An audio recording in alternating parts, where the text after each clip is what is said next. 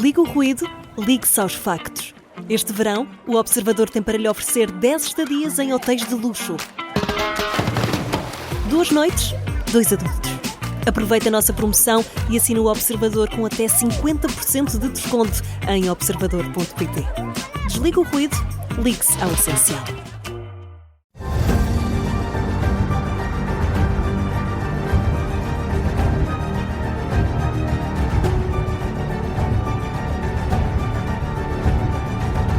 Começa agora o Domínio da Guerra, sempre com o Major-General Arno Moreira. Bom dia, bem-vindo. Olá, muito bom dia a todos. Lembro que também nos pode seguir com imagem nas redes sociais e site do Observador. General, durante o nosso programa da semana passada demos conta aqui do início da ofensiva de Israel contra o programa nuclear iraniano. Desde então o Irão tem vindo a responder com centenas de drones, mísseis de cruzeiro e mísseis balísticos sobre Israel.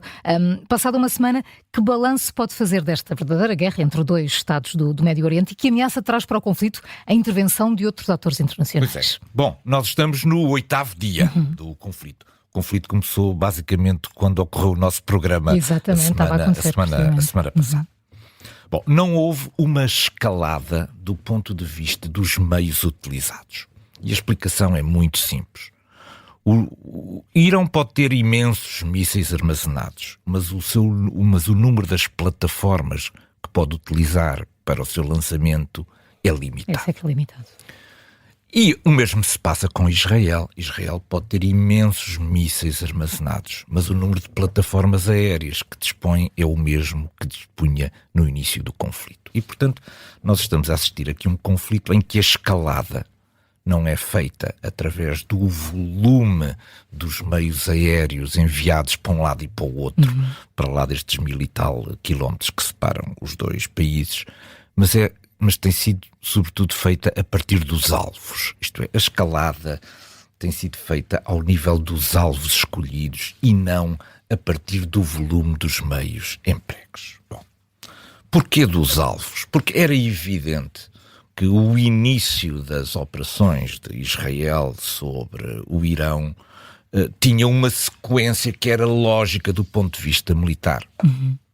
Sobre os meios da defesa aérea do Irão, e depois sobre o programa nuclear, e os envolvidos, os cientistas, sobre a liderança científica e militar envolvida.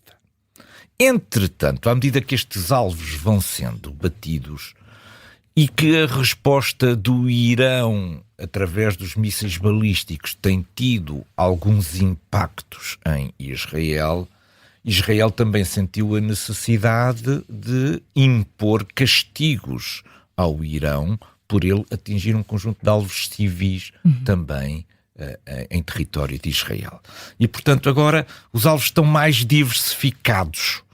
Durante esta semana, por exemplo, a estação de televisão pública em Teherão foi atingida. O que significa que nos estamos a preparar aqui, do meu ponto de vista, para uma escalada que, como eu digo, não pode ocorrer ao nível do volume dos mísseis lançados, porque ele está limitado pelas plataformas de lançamento, mas dos alvos em si. E, portanto, nós não podemos excluir que os alvos de Israel, agora nesta segunda fase, possam incidir sobre a liderança do Irão. Portanto, há uma espécie de uma preparação, já uma discussão pública, Putin também já veio dizer que considera inaceitável que Al-Khamenei possa ser considerado um alvo, mas eu julgo que estamos nesta fase. Estamos nesta fase em que a escalada será feita através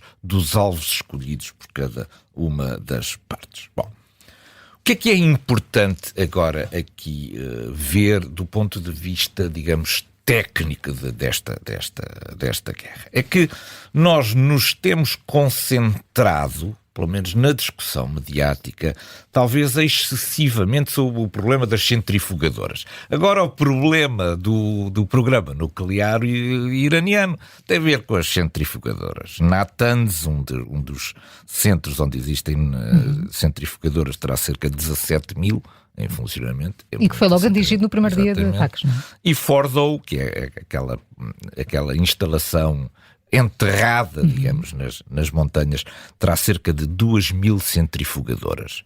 Mas Fordow produz mais urânio enriquecido que Natanz, porque começa a partir de um nível enriquecido de urânio a trabalhar.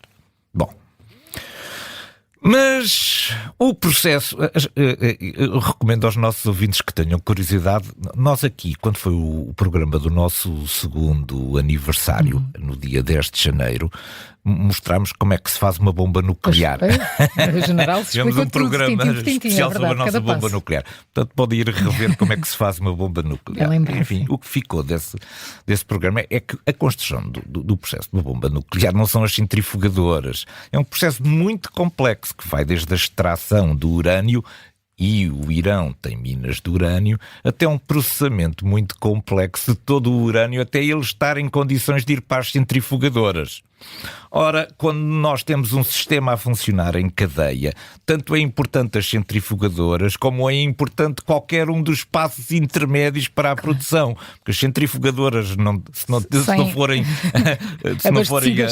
abastecidas, não há maneira de o fazer. E houve, nos ataques a Israel, houve ataques a esta cadeia, não apenas às centrifugadoras, mas digamos à cadeia de produção. Porque as centrifugadoras precisam do urânio numa forma gasosa muito específica, que é o hexafluorido de urânio.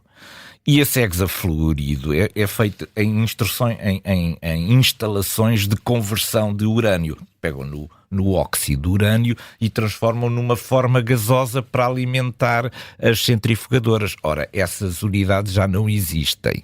As unidades de produção de hexafluorido já foram destruídas.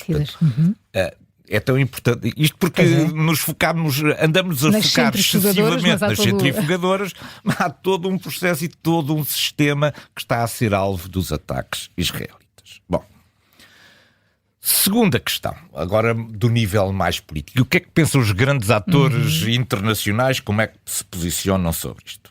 A Europa.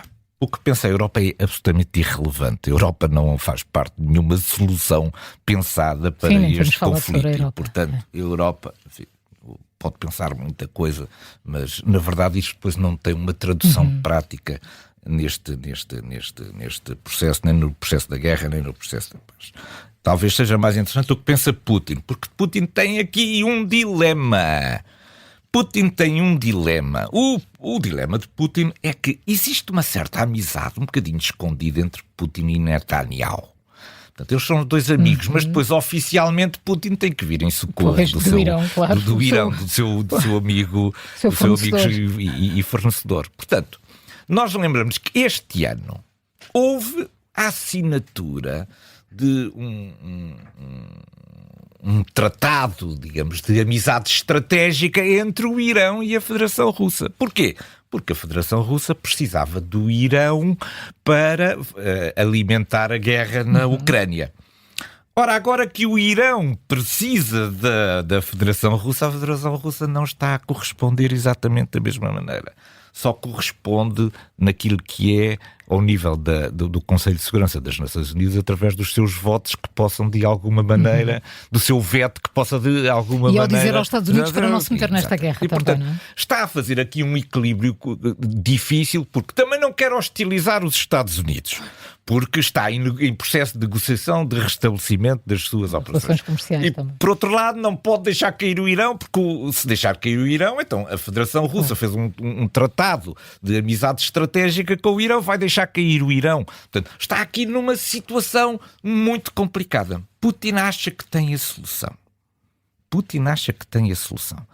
E que esta solução passa pela guarda do urânio enriquecido, que entretanto foi enriquecido pelo Irão. Isto é, a Federação Russa poderia estar a pensar aqui numa espécie de ser o guardião do urânio enriquecido para evitar que ele pudesse ser transformado numa bomba atómica. E iria fornecendo urânio ao programa civil iraniano sempre que fosse preciso. Portanto, Putin pode fazer aqui parte de uma solução de compromisso para isto. Bom, E a China? O que pensa a China? A China pensa sobre este conflito o mesmo que pensa sobre todos os conflitos do mundo. Paz e amor. Façam favor de se entender lá, porque... Paz e amor, e não me comprometo. É como um vestido preto. Entendam-se. Exatamente. Façam favor, entendam-se, porque digamos, este princípio de guerra já fez disparar os preços do petróleo. Pois, claro. E isso pode ter consequências na economia mundial e, portanto, também na economia chinesa. Portanto, a China está continua nesta sua narrativa da paz e amor. Façam favor de se entender. Bom, agora e os Estados Unidos? Pois. Os Estados Unidos é que é mais complicado. Agora já disse que daqui a 2 semanas toma uma decisão. Exatamente. Os Estados Unidos estão a preparar uma concentração do seu poder aeronaval na zona. Foram ao Mar do Sul da China, aparentemente buscar mais um porta-aviões e o seu grupo de acompanhamento aeronaval. Bom, e o Nimitz poderá chegar dentro do espaço talvez de uma semana ao Estreito de Hormuz. E, portanto, o que nós temos aqui é uma concentração para já de poder aeronaval por parte dos Estados Unidos. Enfim, é uma forma de pressão. Sempre é uma forma de pressão. É também uma demonstração de força, claro, para trazer o Irão à mesa das negociações. Mas os Estados Unidos têm um problema. O primeiro é um problema interno. É que uma intervenção dos Estados Unidos no Irão contraria o que tem sido defendido por Trump desde o início da sua campanha eleitoral. Que os Estados Unidos não têm que ser o polícia do mundo, não têm que intervir nos outros países, que as responsabilidades dos Estados Unidos são a defesa dos Estados Unidos e não deve gastar recursos nestas intervenções exteriores. No entanto, uma coisa é o que pensam os Estados Unidos, outra coisa é o que pensa Trump. E o Trump pode não pensar exatamente da mesma maneira do que aquilo que nos Estados Unidos é uma certa cautela. Há muitos setores, mesmo republicanos, que acham que isto contraria a mensagem eleitoral de Trump. Trump está dividido, como sempre. Ele não tem uma ideia estratégica de fundo com uma solução para o assunto. Disse uma coisa gravíssima, disse que eu gosto de tomar a decisão um segundo antes. Parece nada adequado para quem tem o poder, como os Estados Unidos, decidir um segundo antes, tomar uma decisão um segundo antes. Estas decisões têm que ser pensadas, os prós e os contras. Há prós e contras aqui nisto. Os prós, primeiro, o pró da intervenção. É que provavelmente só os Estados Unidos é que terão poder efetivo de natureza militar para, do ponto de vista do seu poder destrutivo, poder chegar a algumas destas centrifugadoras, como agora chegamos. Este é o pró. Depois tem o contra. E o que é que acontece quando as bases americanas forem atacadas no Iraque e no resto do Médio Oriente? Isto vai levar os Estados Unidos para dentro do conflito. Portanto, uma intervenção pode não ficar por ser só essa intervenção. Pode haver desenvolvimentos dessa intervenção que acabem por atrair os Estados Unidos para dentro do conflito. Bom, e depois, também, o que é que acontece se a bomba destruidora de bunkers não funcionar? Fica aqui aberto, isto é uma experiência que estão todos a olhar, todas as autocracias do mundo estão a ver, afinal, a partir dos 80 metros, dos 85 metros, os Estados Unidos não têm capacidade de atuar. Portanto, se não atuar, fica-se na dúvida se tem ou não tem. A partir do momento em que temos a prova, temos a resposta, que é importante para coisa. Portanto, eu gostaria de ver alguma cautela dos Estados Unidos. Essa cautela não tem a ver com o apoio que tem que dar a Israel. Portanto, uma coisa é utilizar Israel como a sua ponta de lança sobre o programa nuclear iraniano. E, portanto, apoiar Israel até ao fim. Essa é uma questão. A outra é, devem os Estados envolver-se? Eu acho que a entrada na guerra é fácil, mas a saída de uma guerra deste género no Médio Oriente é extraordinariamente complexa. Eu recomendaria, mas o Trump não nos ouve. Trump não sei quem é que ouve. E para terminar, a questão da mudança do regime. A maneira melhor para acabar com o programa nuclear é mudar o regime. É a única que garante, porque todas as outras podem outra vez ser reconstruídas, não é? Eu posso destruir as centrifugadoras, o que não falta no mundo são centrifugadoras, não é? Portanto, a única maneira é provocar uma mudança de regime. Simplesmente essa mudança de regime é sempre muito difícil de fazer, porque também não há um grupo armado constituído ou uma oposição eficaz no Irão que nós possamos dizer assim, se cair o Ayatollah, temos aqui alguém que vai tomar conta do poder e que nos é favorável. Essa opção ainda não apareceu e, portanto, a esperança na mudança do regime é, por enquanto, do meu ponto de vista, apenas uma esperança. Vamos agora até ao Canadá, que foi o país anfitrião no início desta semana de mais uma cimeira de líderes do G7. As expectativas não eram muito altas devido à conhecida posição norte-americana sobre os temas que se iriam discutir, mas, general, pouco mais sobrou desta reunião do que a tradicional fotografia. O que é que se passou nesta cimeira? Nós praticamente não sabemos o que é que se passou. Ela não teve relevo, não foram tomadas decisões, não houve comunicado final. Pois. Enfim, foi basicamente uma perda de tempo. Falou sobre a passagem de Trump por lá. Exatamente. O G7 foi criado em 1975 e é uma organização informal. É informal. E já teve a Rússia no processo de um G8. Ora, ela tinha desta vez um conjunto de prioridades anunciadas que eram até interessantes. Eu tenho aqui algumas. Construir economias mais fortes, tornando as comunidades mais seguras, o mundo mais protegido, promovendo a segurança energética, acelerando a transição digital, fomentando as parcerias do futuro. Portanto, era uma agenda que tinha aqui matéria para discussão. Só que para isso é preciso que haja discussão. Ora, Trump não estava interessado na discussão. As coisas correram todas mal do meu ponto de vista para isto. Foi uma catástrofe esta reunião, do princípio ao fim. Porque a presença de Trump não permitiu consensualizar nenhuma destas soluções. Vou enumerar aqui só 3 tragédias desta reunião. A reunião foi no Canadá. O Canadá era o país anfitrião para isto. Ora, os Estados Unidos queriam incorporar o Canadá como Estado. Portanto, correu logo no sítio, digamos, errado para criar um bom ambiente desta cimeira. Para serem simpáticos, convidaram Lula da Silva. As primeiras palavras de Lula da Silva foram: o G7 não deveria existir. Logo assim à chegada ao aeroporto. Que caloroso. E esta reunião nunca deveria ter sequer começado. Trump teve momentos de menor atenção. Isto aqui entre nós, Sleepy Joe, que era como ele chamava, ou o Joe Biden, também ocorreu agora na versão Donald Trump. E depois foi-se embora no final do jantar do primeiro dia. Portanto, os Estados Unidos estão cansados do multilateralismo, não têm paciência para discussões e consensos e já não escondem o seu enfado com estas reuniões. Problema: vamos ter uma cimeira da NATO agora. Isto é muito preocupante, porque os Estados Unidos não têm paciência para consensualizar já posições e Trump está farto destas reuniões, não quer estas reuniões para nada. Vamos ver o que é que vai, estaremos cá a semana que vem para analisar a cimeira da NATO. Como estávamos a dizer, Trump só compareceu à cimeira do G7 no primeiro dia, depois do jantar com os outros líderes. Embarcou de volta para os Estados Unidos, alegou a degradação da situação no Médio Oriente. General Arnaud Moreira, esta desculpa parece assim um bocadinho uma cortina de fumo. Foi.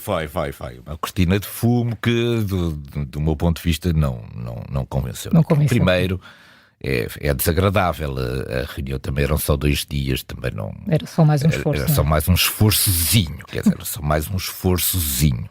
E se ele pediu 15 dias para tomar a decisão sobre o Médio Oriente, enfim, então talvez pudesse ter ficado mais um dia no Canadá. Não ficou de propósito, foi um gesto ostensivo que fez para mostrar o seu desagrado com o formato do G7, com os temas do G7 e com a necessidade de ter comunicados conjuntos em que a posição dos Estados Unidos fica amarrada a esses consensos. Mas não foi por isso que Trump foi embora. Eu trago aqui a solução. Então, a resposta.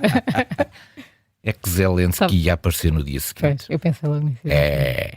Zelensky no dia seguinte. Não queria aparecer na fotografia, na tal fotografia. Não queria aparecer com Zelensky. É este o motivo que levou Trump, do meu ponto de vista, a sair mais cedo. É que Zelensky no dia seguinte ia aparecer. Mas como é que ele justificava o amigo Putin?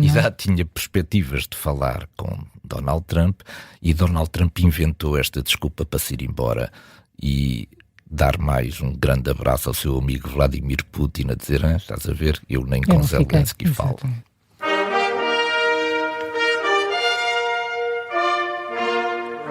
O nosso ponto de mira hoje coloca-se sobre Vladimir Putin e sobre as declarações relativas ao rearmamento da NATO. Afinal, segundo Putin, a Rússia não está preocupada com o assunto, mas, general, quando evocava a necessidade de resolver as raízes da guerra com a Ucrânia, não era a ameaça da NATO sobre a Rússia que estava em causa? É extraordinário isto, é extraordinário. O que é que mudou, entretanto, não é? Extraordinário. Bom, Putin organizou esta semana uma espécie de uma mesa redonda com representantes de vários mídias internacionais à margem de um acontecimento que é o Fórum Económico Internacional de São Petersburgo. E, enfim, nestas perguntas e respostas, que muitas delas são preparadas para que Putin possa dar determinadas, possa estar preparado para dar algumas respostas, houve duas áreas que ficaram bastante claras. A primeira é que Putin quis passar a mensagem de que é uma enorme mentira, uma enorme construção que se está a fazer no Ocidente, a ideia de que a Federação Russa quer atacar a NATO. Bom, esconde água no bico, não é? Porque quem não estiver preparado para isto, certamente que, então, se a Rússia não é a ameaça, então não vale a pena o rearmamento da Europa, não é? Não há para... E a segunda tem a ver com o rearmamento em si. O que Putin veio dizer, quer dizer, à Federação Russa não faltam soluções para contrariar este rearmamento e, portanto, nós não estamos preocupados com o rearmamento da Europa. Isto em si contradiz a outra questão que tinha a ver com o facto de a Federação Russa dizer que não era um adversário, não era um inimigo para a NATO. Bom, o que é que se passa? O que se passa é que esta cimeira, se vai alguma coisa resultar da cimeira da NATO, provavelmente será um acordo geral entre os membros da NATO para aumentarem o seu investimento em defesa. Ora, como estamos a uma semana, Putin já não vai conseguir inverter isto. E, portanto, a forma agora de... É dizer que não importa. É que não importa. É que não importa. Já está a porque antecipar. Exatamente. Como ele antecipa que já não vai ter capacidade de poder alterar o rumo das coisas, o que ele veio agora fazer foi desvalorizar. Podem aumentar o que quiserem. A Federação Russa está preparada para todas essas eventualidades. General Arno Moreira, muito obrigada por mais um prazer, Bom Fim de Semana. É sempre um gosto recebê-lo. Obrigada, Obrigado. Bom fim de semana. Obrigado.